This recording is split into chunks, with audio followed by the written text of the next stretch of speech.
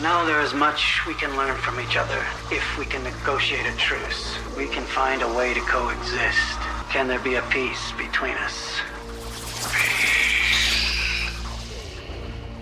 No peace.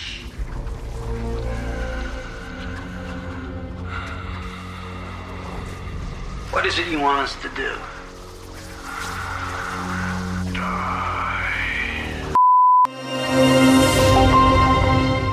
Big news on the Russia-Ukraine war. President Zelensky for the first time has expressed his willingness to end the war, but on these terms, giving up the land that comes with a price tag, meaning NATO. Zelensky willing to cede territory to Russia in exchange for NATO protection, in a stark departure from previous stance. Yes, a stark departure indeed. Zelensky vowed to continue fighting until Ukraine was returned to its internationally recognized borders, including Crimea. So why all of a sudden this change of tune? Is it about Trump getting in?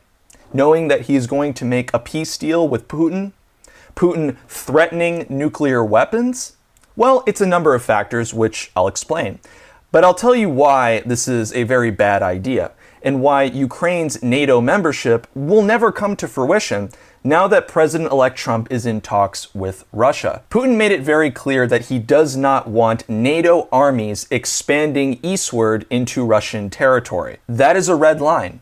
That means war, possibly nuclear war if Putin is provoked enough. Putin sent a message when he used intermediate-range ballistic missiles in response to the American-made long-range missiles that Ukraine fired into Russian territory. So let's see what Zelensky said here. But if we want to stop the hot stage of the war, we should take under NATO umbrella the territory of Ukraine that we have under our control. That's what we need to do fast. And then Ukraine can get back the other part of its territory diplomatically. So, and this proposal has never been considered by Ukraine because no one has ever offered that to us officially. So what I see, this is Zelensky's last-ditch effort to get the US and other NATO countries involved in war with Russia, ultimately World War III. That's what the war machine wanted all along. That is why our government has been sending billions of our tax dollars to this country.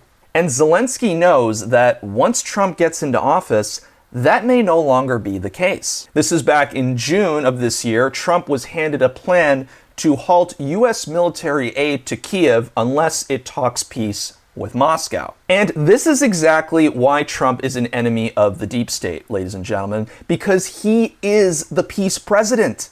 He's not only looking after the interest of our own nation by putting America first, but also diplomacy with nations all around the world. He wants diplomacy with everybody.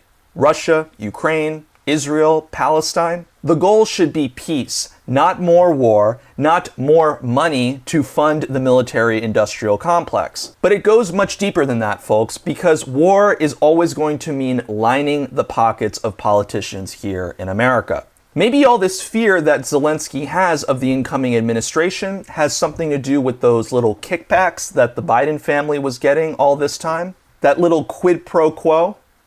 Something to do with Hunter's energy business investments, having that seat on the Burisma Energy Board, or whatever you call it. We saw some fishiness with that. But from the larger scale of this operation, perhaps now the deep state and NATO can no longer use Ukraine as a proxy to fight their war against Russia. And my suspicions from the beginning of this war back in 2022 was that Putin's beef is not with the West as a whole. It never was, but rather the deep state. The ones who are using Ukraine to fight this proxy war. And of course, it is no coincidence in the slightest that they waited until Trump's victory to escalate this conflict. Russian Foreign Minister Sergei Lavrov said that the decision of the administration of US President Joe Biden to grant permission to Ukraine to strike deep into Russia with Western weapons leaves a bad legacy for the future leadership of the White House. And that could not be further from the truth. So after he was slandered, smeared, nearly bankrupted, nearly jailed, and literally shot at, the deep state is so desperate to stop Trump that they are willing to start World War III. So all these people saying Trump is literally Hitler and an existential threat, how does this not indicate that Trump is the exact opposite of that? And I'm glad I'm bringing this up now because this is what I discussed in our documentary, Accusation in the Mirror, which is a term that Joseph Goebbels, Hitler's right-hand man, used to describe his propaganda technique of accusing their enemies of exactly what they were doing to fool the masses into supporting the Nazis. So you can go ahead and visit my alternate channel, Inverted World 2. You can watch the full documentary and see how this same technique is used time and time again. Hitler was a warmonger. Now you have the present-day warmongers, the Biden administration, saying Trump is a threat, as we are now closer to World War III than ever before. Trump is the threat. But Trump and Putin won't let that happen because they are negotiating. How do I know this? Well, if they weren't talking, Putin probably wouldn't be making these statements. Putin warns Trump is in danger in America. He is not safe even now following these assassination attempts, and here he indicates that these attempts thus far on his life are only the beginning. Well, probably just like me, you are amazed not by the fact that absolutely uncivilized means had been used against Trump, all the way up to assassination attempts, numerous assassination attempts. And I think he's not safe even now. The history of the United States has known many cases, but I think President Trump is a smart person and a cautious one, I hope. But what amazed me most, that in fighting him, not only Trump was subjected to humiliating court procedures, accusations, and so on, but his family was attacked as well. His children was attacked. Gangsters don't do this in Russia. When criminal gangs fight, they don't touch children and women. It's men who fight among themselves. But those guys stooped as low as that. I think this is so... This looks so bad that it only reconfirms how low the political system of the United States has fallen. And yes, they indeed stoop to the lowest of the low.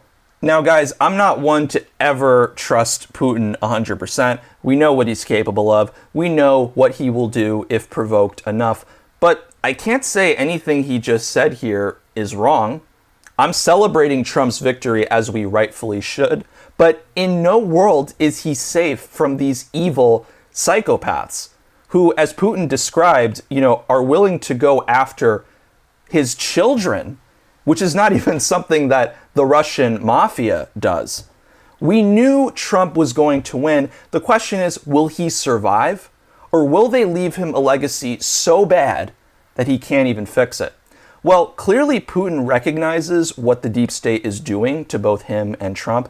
And as far as I can tell, he wants to work things out peacefully. Vladimir Putin has praised Donald Trump as an intelligent man who will find a solution to the war in Ukraine. Speaking at a security summit in Kazakhstan on Thursday, Putin said he was ready for peace talks with Ukraine without preconditions, but on the same terms he laid out over the summer. The Russian president said in June he would end the war if Kiev agreed to drop its NATO ambitions and hand over 4 Ukrainian regions claimed by Moscow.